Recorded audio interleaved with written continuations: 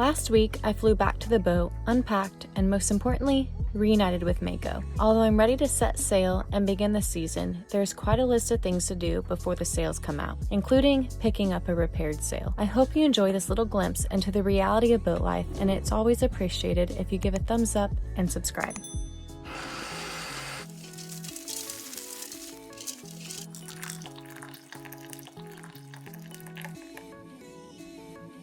Good morning.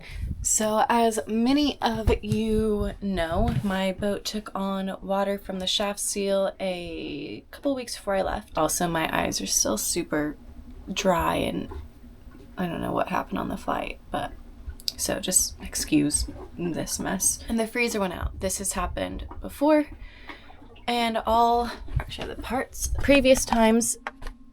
Actually, I'll just show you here all of it because it will make so much more sense when I'm putting it together.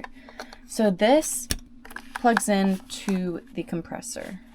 Actually, yeah, like that. So the compressor is like right here, and this plugs into that.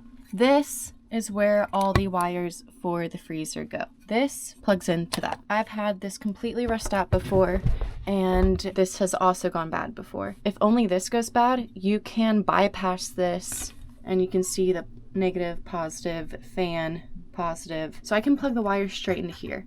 I attempted both on my current, and this is the HDMI cable, so the display will work, because that does not work either at the moment. I try to bypass it. I try to put a older one of these that was cleaned up on it, and the fuse, the 25 amp fuse, still blew. And many of you commented and said you think it's the compressor. It might be the compressor, and if it is, I am hoping that the guy who fixed my fridge when the copper wire broke has access to buy a compressor here in Tahiti. If not, I'll have to have someone fly it in next month. When the next people fly in, I'm doing a fun little sailing experience charter with some patrons, up into the point that I won't be anywhere that I don't have constant access to a grocery store until way after they leave. So it's not like I'm going to the Tuamotus yet. So I'm not super concerned, but I need to figure it out in case I do need a compressor. Worst case scenario, there's not one in Tahiti and I get it flown in about 3 weeks, which is a pretty good worst case scenario in my opinion. So that's the plan. I'm gonna start with that today before I get groceries, so I know if I can get frozen stuff or not, and go from there.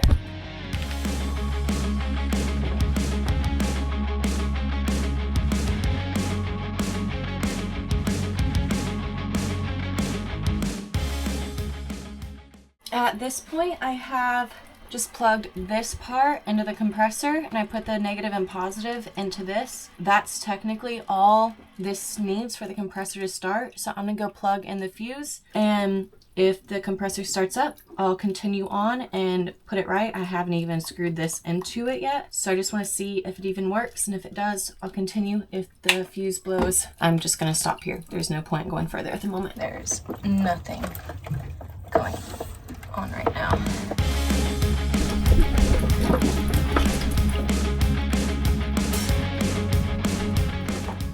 Just gonna double check that it's not the fuse. 25 amp fuse right here.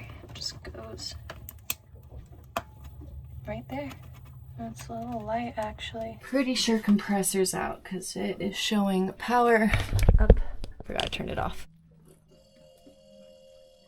It's turning on. Doesn't sound that great. And the fridge is off, by the way. And it's not popping the fuse yet. Well, it's on.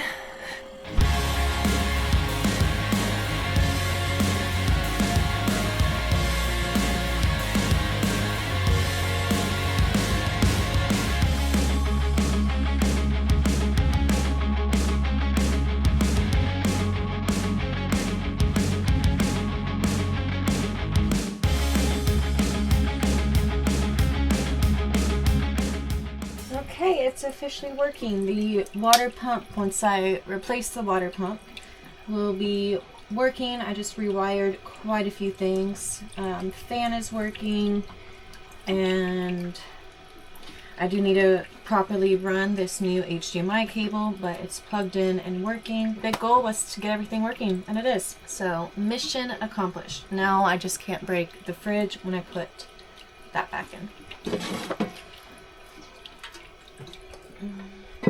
Very, very excited that it is not. Maybe I just broke. Problem is, this thing's going to be very sensitive.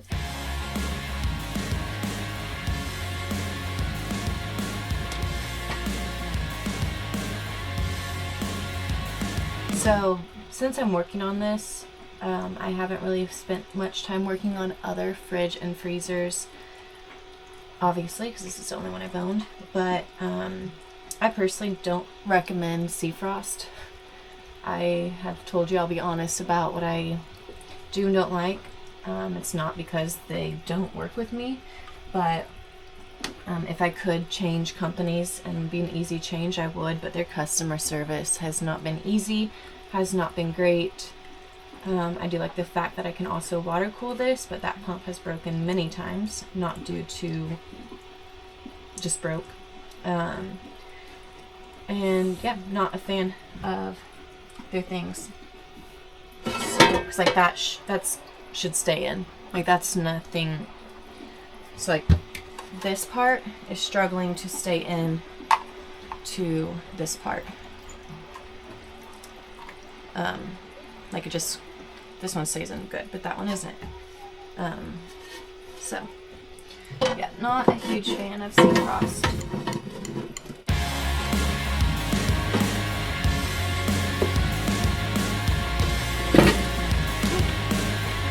Back together, baby.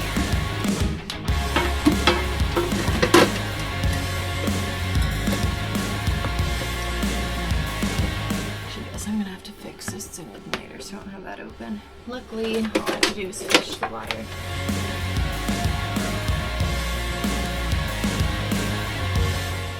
Water maker's back together.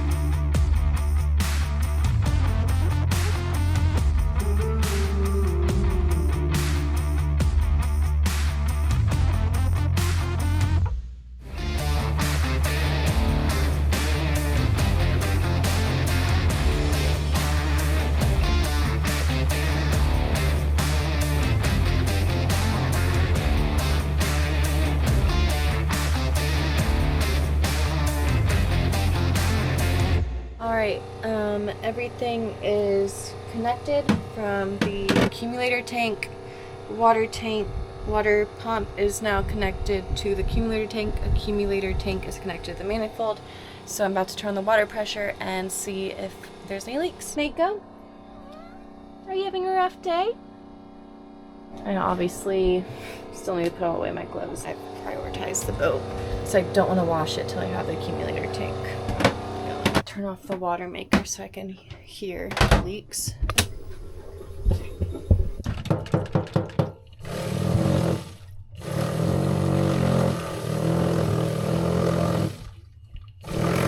Leaks there.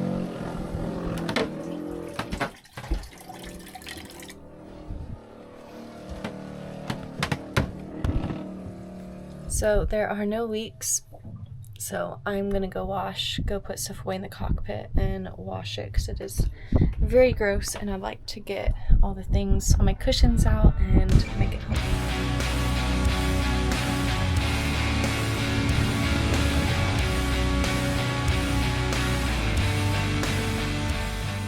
So I think today is the first time in a very long time that I have done projects and they were successful. Knock on wood. I'm still kind of curious if I have a leak from the accumulator tank from one of the hoses that I had to reconnect. Overall, freezer's working. I just have to finish running the HDMI cable that connects to the display, which controls it. I think it's actually working better than it's worked in a really long time. Got the fan reconnected, went to the grocery store, got the accumulator tank out, and I got the new one in. It was not as bad as I was preparing myself for it to be, and that thing was ready to go. Took the fitting off. It actually came off fairly easy for how long it's probably been on, and took trash up to the marina and showered. I still have not put all my things away from unpacking. Still have clothes to put away, so probably need to do that tonight. Yeah, hopefully get another good night of sleep. Mako's already in bed, so probably join him fairly soon. I'm actually excited to cook dinner tonight. Don't know what I'm gonna make yet. My options were very limited in the store. It's some type of holiday weekend and there wasn't much in the store. Engine turned on, did that today. Cleaned out here, got my cushions back out. Just feels really good to be back on the boat. And I need to figure out what I'm gonna do tomorrow. I need to keep doing these projects while, I'm not really motivated right now, but making myself motivated. So I need to keep at these projects before all the fun starts back up.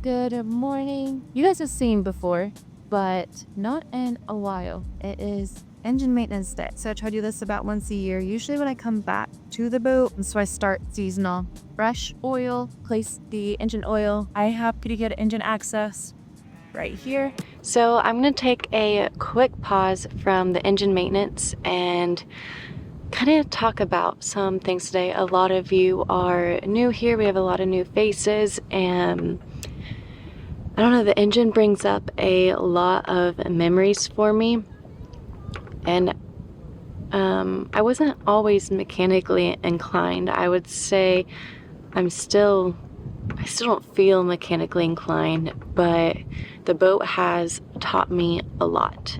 Towards the beginning of this lifestyle for me, I was doing a lot of oil changes and working on the engine a lot.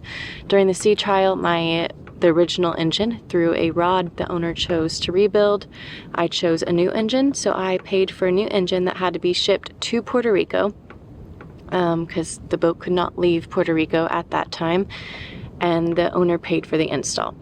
At 80 hours, after going to Florida and back to the Bahamas, the engine hydrolocked, and it was beyond repair, so I had to get a second new engine, and it was not under warranty because the dealers did not do the install.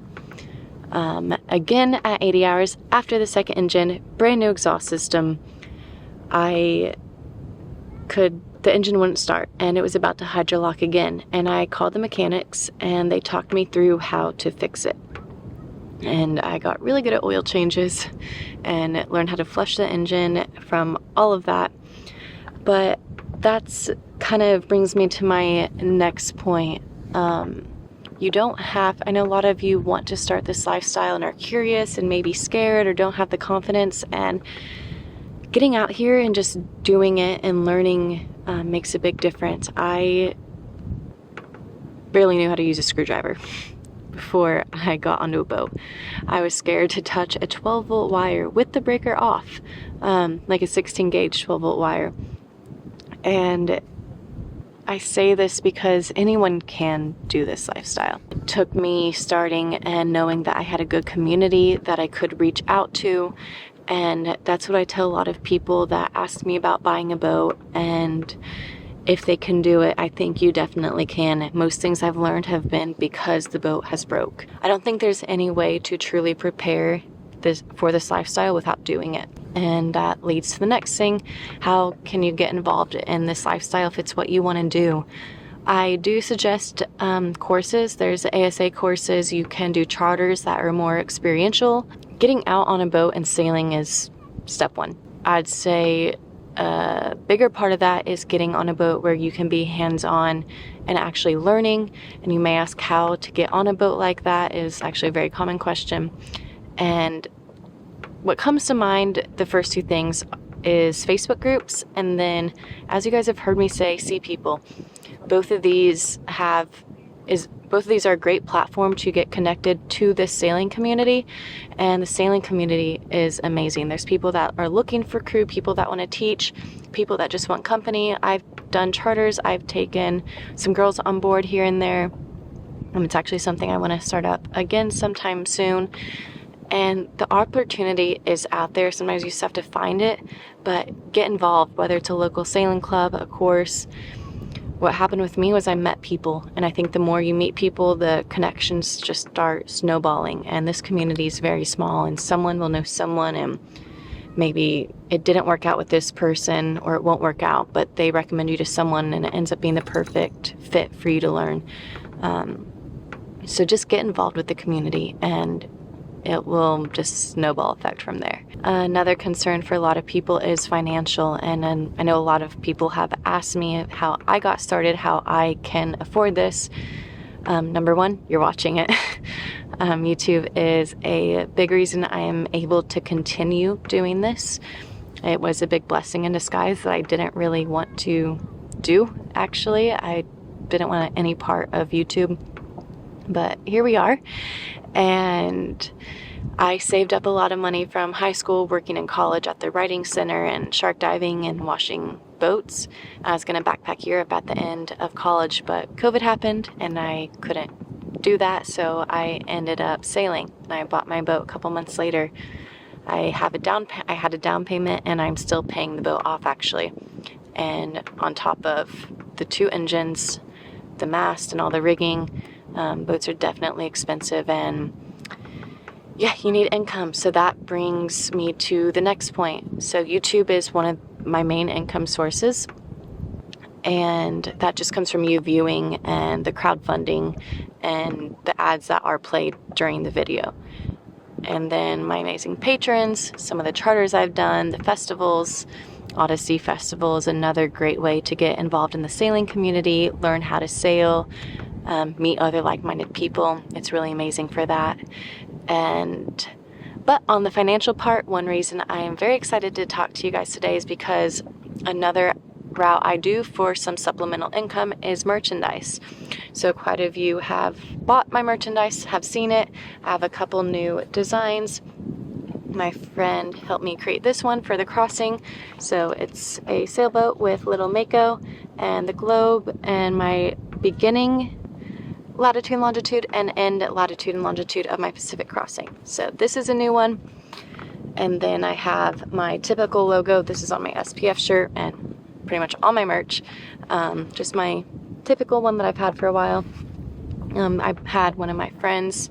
She's a graphic designer. She made both of these. And I use a print-on-demand service via Printify. I've been doing this for 4 years now with the Printify aspect. Printing on demand, especially through Printify, makes it so easy. You can do it anywhere. You can design from anywhere. You can use AI to design. You upload on the platform. They have over 1,300 products. And then once the order is placed from whoever's buying it, then the product goes into production and shipping. So printing on demand is a way to kind of start a little side hustle, make some supplemental income without any big upfront costs. And that's a big point I want to make. There are very few upfront costs because, yeah, you're going to pay for a little bit of the platform fee. Maybe if you need to pay for someone to design or to use AI, there are going to be a couple fees, but overall you're not charged for the shirt until an order is placed. And that saves money on upfront. You're not paying for bulk orders. You're not having to deal with the shipping.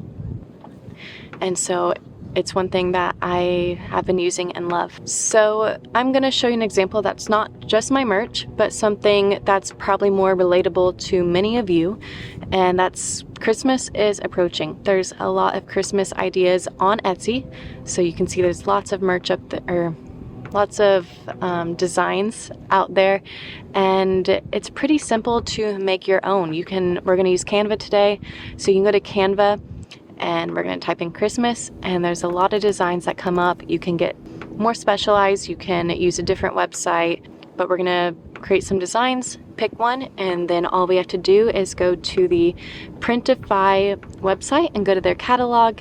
I'm going to choose a t-shirt for today, makes it super simple, and upload the design, place it where you want, adjust it, and they have mock-ups so you can see how it will look on, and then you can change the title a little bit if you'd like, and then you save and publish, and then it will show up on your store. I use Etsy for my storefront. You can also use Shopify. There are a lot of different plugins you can use for different platforms, which also makes it very easy. This is an example of how you can do it super quickly, something that is maybe trending. One thing I would focus on is your niche. So you don't need a brand, but you do want a niche. So my niche is sailing and Mako, who's walking around on deck right now. And that's what a lot of my merch is based on, because that's what I'm in. Obviously I do have a brand, but you do not need a brand to do this. So all you need is a designing platform, whether that's Canva. You could hire someone either that you know or through Fiverr, and you design it, save it, upload it on Printify. Choose what you want. There's coffee mugs, shirts, long sleeves, hoodies, tank tops. There's kids clothes. They have over 1,300 products, so that your options are pretty limitless. And then you push publish, and it will automatically go to your Etsy, Shopify storefront. And when the orders are placed on whatever storefront you're using, it automatically goes back to Printify, and the order goes into production. So it makes it very easy for any of you. You're not charged until the order is placed. So overall, I wanted to share this because a lot of you do ask, how can I make this work once I'm out there? We just want a little bit of money, or maybe you just want enough for groceries every month once you've bought the boat, pay for your Starlink bill. And this is a great way to do it. Printify really offers a great option for just a little bit of supplemental income. All you need is some AI to help you out, a platform. Printify Premium does exist that lowers your cost down to 20%, but you do pay a monthly or annual fee, but that is very optional. So you don't have to have that upfront cost there. And yeah, I highly recommend it. It's super easy. It's easy to set up. It takes 5 minutes to get a product up on Etsy. So if you're interested, I have the Printify link below, and I also have my merch link below if you're also interested in that. And now we will get back to the engine maintenance.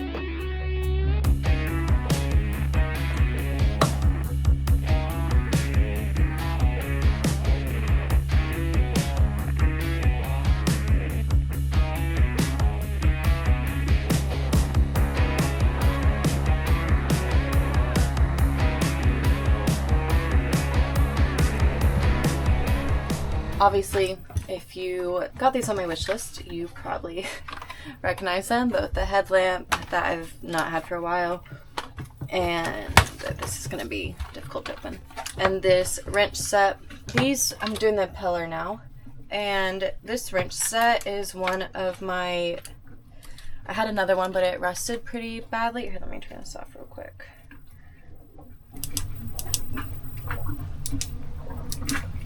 This is fun. Okay, if I'm capable of opening it. These are, I know I think I need 8 if I remember correctly. Basically, these are a normal wrench, but they have socket on one side.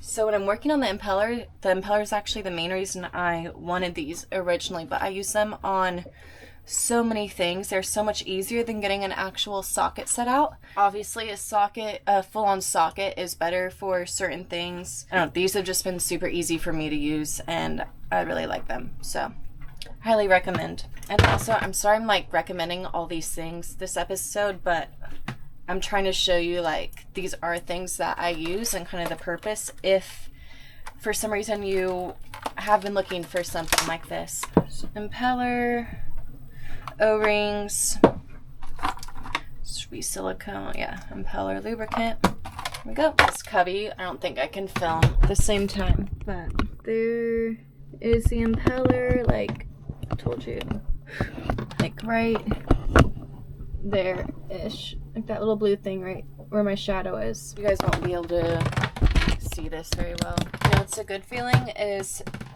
remembering the size after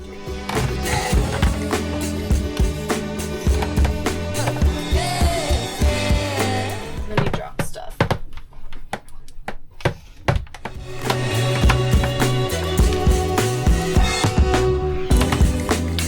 I think I found my favorite distraction. At least I'm in line with this attraction. If you don't feel my eye, you've not had enough. This time I really need to come above. What do you think, Baba? You gonna bring your ball back? Glad Mako's enjoying himself. My Seacock, the ball valve, the handle worked fine, but I don't think the ball valve moved because water kept gushing out of the impeller and it wasn't coming out super quick, and yeah, water was gushing into the boat, so I just didn't want to mess with it, so I put the cap back on. Oh, you brought it back! Good job, Bubs! Ready? Go get it! Come here. That wasn't your best. So put the cap back on. Then I picked up my sail, and the girl was super sweet. Her and whoever helps her, she asked if I wanted help bringing it back to the boat since I was alone, because it's not the easiest to get it on the boat. So they helped me do that. And then I lifted the dinghy because I'm gonna leave tomorrow, and then I decided to work on replacing 2 of my toilets that have gone bad, the whole assembly. One of them, my master head, I don't know if the hose just has too much calcium, but replacing the pump, it's still not working right. That's gonna be fun to figure out. And then the aft one just wasn't like working great, and I've replaced a couple seals on it and it still wasn't working good, so just replaced the whole thing. Now 2 of my 3 heads are working. Couple wins, but overall it's a day that just sucked the life right out of me. But that's kind of to be expected when you get back to the boat and have a lot of jobs to do. Yeah, I'm gonna relax a little bit tonight.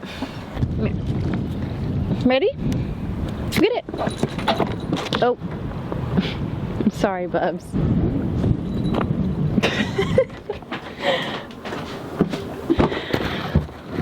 What do you want?